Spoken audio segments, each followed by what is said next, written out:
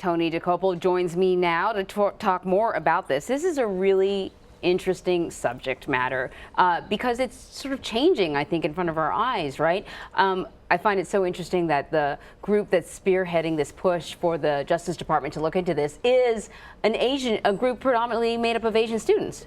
All Asian American associations, a minority group. Yeah. You know, no one's really happy, and I think a lot of us thought that the affirmative action conversation was over with the last Supreme Court ruling, which found that a white student who had claimed at the University of Texas that they were discriminated against, and a minority student was given a spot with lower academic credentials.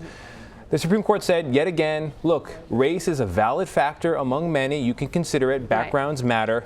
Let's all move on. And now we have the Trump administration saying it's going to take up and resolve a complaint by these 60 Asian American groups. And there's also an open lawsuit brought by the very same group that brought that University of Texas case, saying affirmative action was meant to end discrimination, get more minorities into higher education, but those very policies meant to combat discrimination are now discriminatory against whites and Asian Americans. And what a lot of people may not know that you told me earlier is that this use of race is actually banned in a lot of states. So that's an amazing aspect of this. So Princeton University came forward, spoke to us alone about why they think diversity on campus is important and race should absolutely be a factor when deciding who gets to enroll. However, public opinion in many states is going the other direction. So about a third of the country lives in a state where public universities are banned from considering race when they're compiling their freshman classes. That's very interesting. And sure enough, in California at least, there are some signs that when race could no longer be considered a factor, Asian applicants who have very high test scores on average, their percentage of enrollment at Berkeley and Caltech went up. It's in the upper 30s, lower 40s in those schools. Oh, that's fascinating. Compared to a national population where you have 6 or 7% Asian, you've got 40% at Caltech. Right. So the president of Princeton, how concerned is he? The Justice Department is going to look into this. Is he concerned it's going to have an impact on?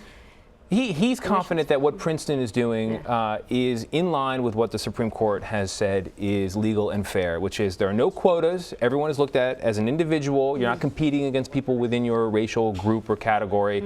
And we're looking at the full picture. So maybe you were a child of privilege and therefore didn't overcome this, that, or the other thing, and you have perspective A, but not perspective B. Well, we want to balance out the class with somebody whose background is different enough to create a diverse and flowing and cross-current filled conversation on campus. And the Supreme Court has said, as long as there are not quotas, as long as race is not the only factor, diversity is a valid goal and you can pursue it. What I thought was pretty interesting in your piece, you sort of identify the way in which applicants are regarded, the way in which admissions officials may not say race outright. They will, in fact, right? So one of the lawsuits under... they won't say, we need more of X, Y, Z, but they phrase things interestingly. No, but so there was a...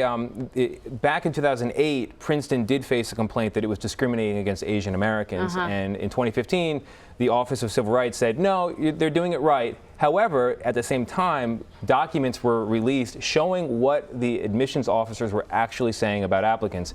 And they were commenting in very frank and sometimes uncomfortable terms about minority applicants. One Hispanic applicant didn't have cultural flavor. What does that even mean? I don't even know. One African-American applicant had very high verbal scores. You're not going to see a lot of that from other African-Americans. And Asians in particular, and this was very relevant to the complaint, some admissions officers referred to Asians as a kind of homogenous group, you know, difficult to pluck them out, all very similar. Wow. And so, but, you know, Princeton says, look, it's not pretty.